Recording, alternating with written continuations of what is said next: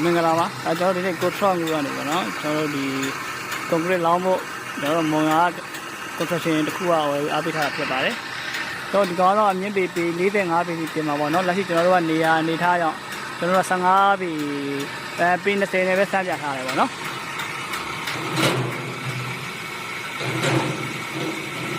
လူကြီးမလို့လုပ်ငန်းအတွက်လိုရရင်ကျွန်တော်တို့ကိုထွန်းလို့မှာရတယ်မှာဒါကျွန်တော်ကလတ်နေပေါ့နော်ရလို့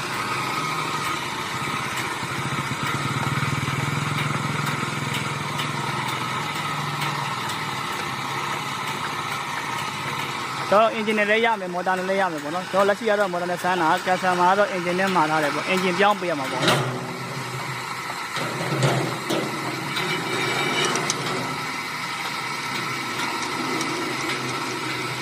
ကျွန်တော်တို့မီးမရတဲ့နေရာမှာလည်းသုံးလို့ရပါတယ်ကျွန်တော်မော်တာဆိုင်အင်ဂျင်ပြောင်းသုံးမယ်ပေါ့နော်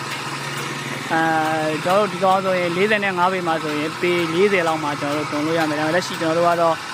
ပိုင်းထားတယ်ပေါ့ဟိုမှာတစ်ပိုင်းကျန်တယ်နော်နှစ်ပိုင်းကျန်သေးတယ်တစ်ပိုင်းချင်းကျွန်တော်တို့ပိုင်းထားလို့ရတယ်ပေါ့နော်တည်သွားလည်းလွယ်ကူအောင်လို့ရရေးသွန်းလိုက်ရှာကျွဲ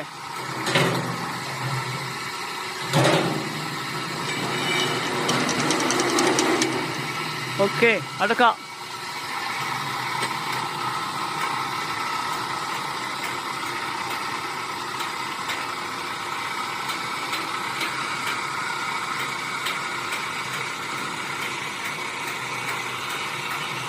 ရေးသွန်းလိုက်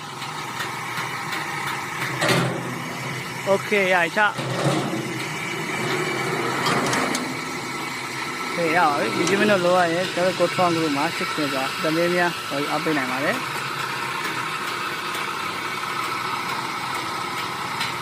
တော့ဒါတော့လက်ရှိ construction တွေမှာအသုံးများနေတဲ့ကျွန်တော် concrete လောင်းတဲ့ခုံလေးဖြစ်ပါတယ်